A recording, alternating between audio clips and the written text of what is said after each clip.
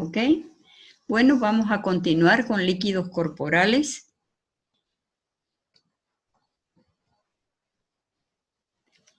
Y hablamos del ácido úrico.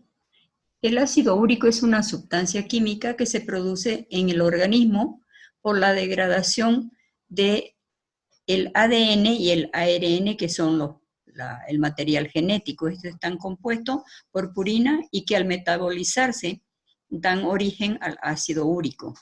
Las purinas se producen normalmente en el cuerpo, pero también pueden encontrarse en algunos alimentos y bebidas. Es el producto final del catabolismo de las proteínas en el caso de las aves y reptiles, y como producto final de las purinas y pirimidinas en el caso de los mamíferos. El ácido úrico se convierte en alantoína, que es un producto menos tóxico a nivel de hígado en la mayoría de las especies, excepto el hombre, primate y perro. El ácido úrico es excretado por las aves y reptiles terrestres a través de las heces, denominándose uricotélicos. Empezamos hablando de líquidos especiales o transcelulares e iniciamos con el líquido cefalorraquídeo. El líquido cefalorraquídeo o cerebro espinal es un líquido acuoso que baña la superficie del encéfalo y la médula espinal.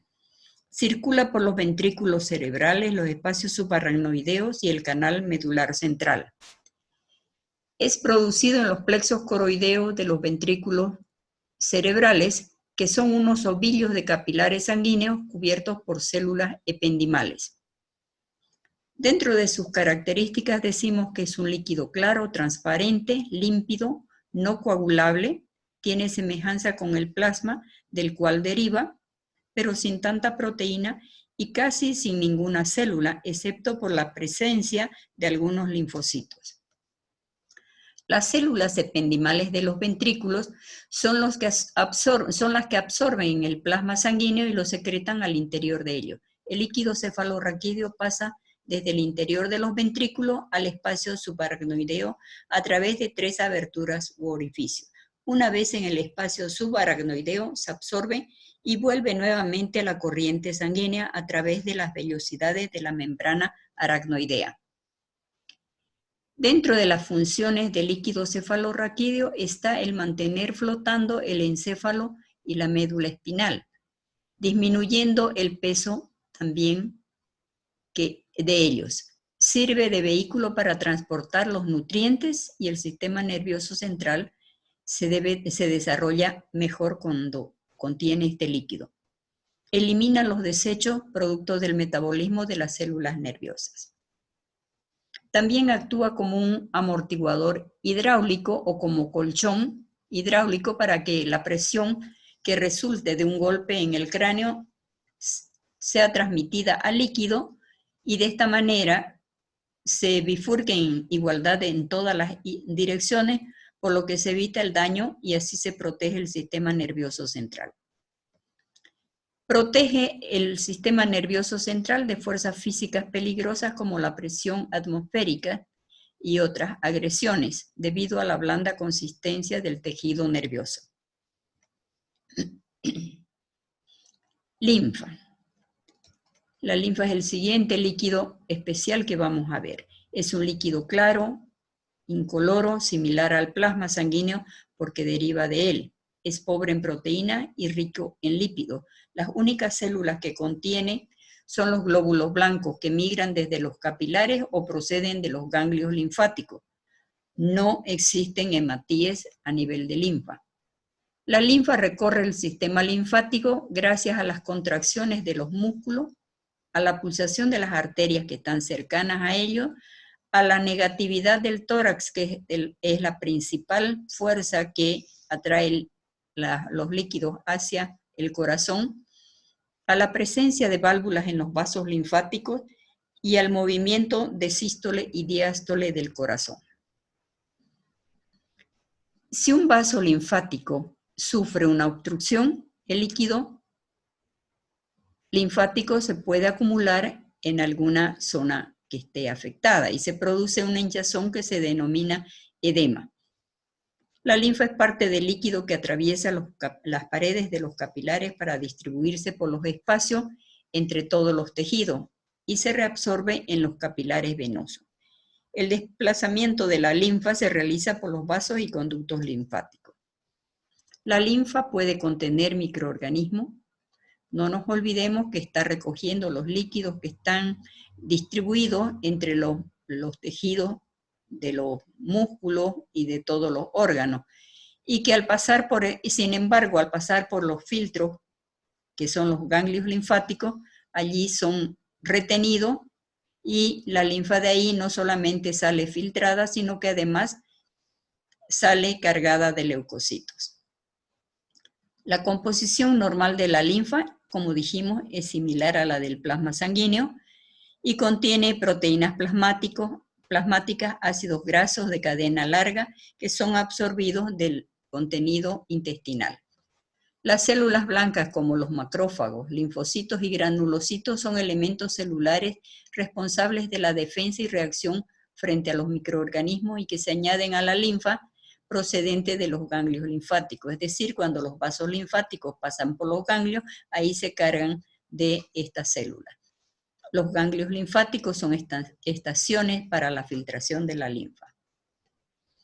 Otras funciones de la linfa es recolectar, filtrar y devolver los líquidos que están a nivel de todas partes del cuerpo, es decir, el líquido intersticial y devolverlo a la sangre. Defender al cuerpo contra organismos patógenos. Absorber los nutrientes del aparato digestivo y trasladarlos juntamente con el oxígeno a los lugares donde no hay vasos capilares sanguíneos y por lo tanto son ellos los que llevan nutrientes y oxígeno. Líquido sinovial.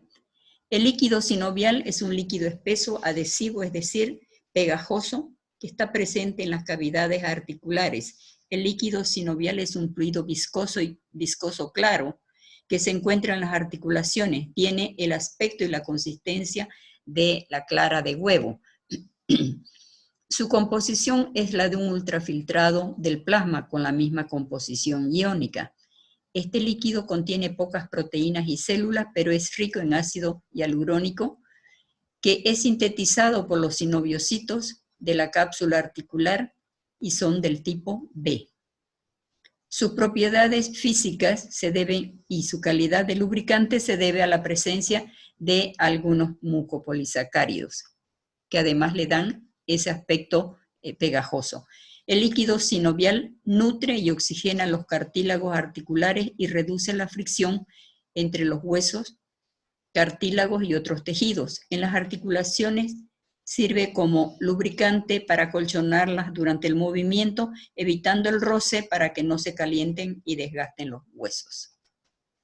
Aquí podemos apreciar los dos polos de dos huesos en los cuales podemos observar pues, el espacio donde está contenido o la cavidad donde está contenida el líquido sinovial. Fíjense, acá está la cápsula articular y tenemos pues la membrana sinovial y la cápsula articular, que es lo que está formando justamente esta cápsula donde está contenido el líquido sinovial. Humor acuoso. El humor acuoso es otro líquido corporal, es un líquido claro, también derivado de la sangre, que fluye desde la cámara anterior entre la córnea y el iris y la cámara posterior entre el iris y el cristalino. Es decir, que se encuentra en el espacio existente entre el cristalino y la córnea. El humor acuoso tiene funciones como aportar nutrientes y oxígeno para la córnea, mantiene la presión intraocular constante, la ayuda a conservar el tono adecuado al globo ocular y la convexidad original de la córnea. Baña la córnea y el cristalino, los nutre, los oxigena y remueve y expulsa los desechos del metabolismo fisiológico. El humor acuoso es secretado activamente por el cuerpo ciliar, se drena hacia la cámara posterior, pasa por la pupila hasta la cámara anterior y abandona el ojo por el canal de Schlemm, ubicado en el ángulo irido corneal. más o menos por acá, sale por acá. Estamos viendo que es por donde fluye el humor acuoso. El humor acuoso está en contacto con el ángulo iridocorneal por la red trabecular. Por ella pasa el humor acuoso de la cámara anterior al conducto de Schlemm. De este hacia las venas acuosas que lo conducen finalmente al sistema venoso coroideo. Debe existir un perfecto equilibrio entre la producción del humor acuoso y la eliminación de él. De esta manera, se debe producir de manera constante en el interior del ojo y en el cuerpo ciliar, porque si hay un exceso va a traer como consecuencia un aumento en la presión intraocular que va a degenerar en un proceso patológico llamado glaucoma. Esta enfermedad provoca alteraciones y destrucción de la capa de fibras nerviosas de la retina y el consecuente daño del nervio óptico, provocando paulatinamente la ceguera. Humor vítreo. Es otro líquido proveniente de la sangre, con aspecto gelatinoso, transparente, contenido en la cavidad vítrea, delimitada por delante por el cristalino y el cuerpo ciliar y por detrás por la retina. Es el mayor volumen del ojo y participa de manera importante para mantener la forma del globo ocular. El humor vítreo es un líquido que rellena el espacio comprendido entre la retina y el cristalino. Cumple la función de amortiguación ante posibles traumas. Es denso, mucho más que el humor acuoso. El humor vítreo está compuesto 99.98% por agua y el resto por cantidades menores de cloro, sodio, glucosa, potasio. La cantidad de proteínas del humor vítreo es aproximadamente 1/100ª parte de la de la sangre. Es un gel que rellena las 4/5 partes del volumen intraocular, llamada cámara vítrea. Este material gelatinoso y transparente está compuesto además de lo que hemos mencionado antes, por ácido hialurónico y una fibra y una trama muy fina de fibrillas colágenas. Cuando estas fibras se mueven, dan origen a la visión de pelusas y puntos negros que se desplazan delante de los ojos. Esto ocurre cuando hay una deshidratación de este líquido, el líquido se va deshidratando y se empieza a desprender de la pared retinal. El humor vítreo, al igual que el humor acuoso, provee de los elementos necesarios para el metabolismo de los tejidos avasculares, como son la córnea y el cristalino, es decir, que lleva oxígeno y nutrientes para las estructuras con las cuales tiene contacto. El humor vítreo, el cristalino, junto con la córnea y el humor acuoso, constituyen los 4 medios transparentes del ojo, es decir, este es el juego de lentes, como se diría en física, que permite la formación de la imagen dentro del ojo. La vitrectomía es una cirugía que se realiza cuando la vista está afectada. En realidad no lo recupera la vista, sino que es un reemplazo del humor vítreo. Es para que el globo ocular no quede hueco, sin embargo, la visión no se recobra, ¿no? A veces se utiliza solución salina, simplemente es una forma de rellenar para que no quede el agujero ahí en el ojo y mejorarlo de manera estética. A veces ahí también ocurre esto cuando hay una opacidad del humor vítreo debido al sangrado, cuando ocurre, por ejemplo, en la retinopatía diabética y que es una causa importante de la ceguera irreversible. Sin embargo, como dijimos antes, la vitrectomía no va a devolver la vista, sino simplemente es una cirugía de tipo estética. Trasudado.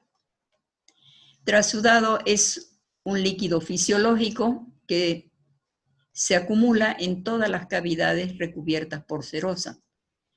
Cuando se acumula se produce lo que denominamos edema corporal o edema en el lugar donde se está acumulando. Nunca es un proceso inflamatorio, sino que se trata de un trastorno físico-químico donde hay un aumento también de la presión en los capilares venosos, una mayor permeabilidad capilar, también por efecto de toxinas, por hipoproteinemia y por otras causas. Las características del trasudado es un líquido claro, excepto en aquellos trasudados que han sido contaminados con sangre, donde pueden adquirir un color rojizo. En animales con ictericia, que tienen todos sus líquidos de color amarillo, el trasudado también se vuelve amarillo. Cuando hay presencia de grasa en los líquidos corporales, también el trasudado se convierte en lechoso. Esto ocurre cuando hay obstrucción del conducto linfático, que es el que está llevando todo el contenido recogido del sistema digestivo hacia la cava. Estos líquidos no coagulan y si alguna vez lo hacen, el coágulo es muy débil, el cual se deshace al simplemente moverlo un poco. Su densidad es menor a 1018, su contenido proteico menor a 3 gramos y el contenido celular es muy escaso.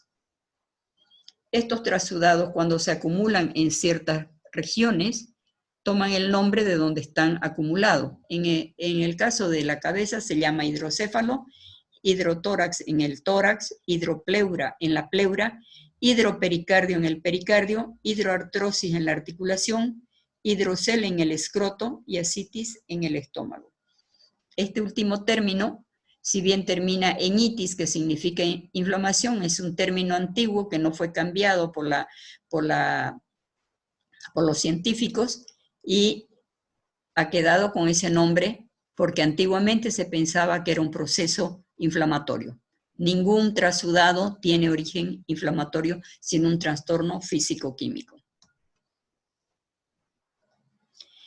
Exudado. Si bien el exudado no es un líquido fisiológico, sino que sucede como consecuencia de invasión de agentes bacterianos, de parásitos, de bilis o de cualquier sustancia en el trasudado normal que hay en el cuerpo, entonces por esta inflamación, esta irritación que existe en el líquido, pues se acumula y toma un color dependiendo del agente causal, pudiendo ser gris, amarillo pálido, rosado, etc., ¿no? Eso depende del agente causal, bien sea bacteriano o parasitario o bilis. Dentro de las características del exudado, que es un líquido patológico, lo vamos a diferenciar del trasudado, que es normal, en que puede ser ceroso, serofibrinoso, purulento, puede tener olor o ser inodoro, coagula muy fácilmente y el coágulo es muy firme, tiene abundancia de células inflamatorias, la densidad es superior a 1018 y el contenido proteico superior a 3 gramos por 100 ml de exudado. Gracias por su atención.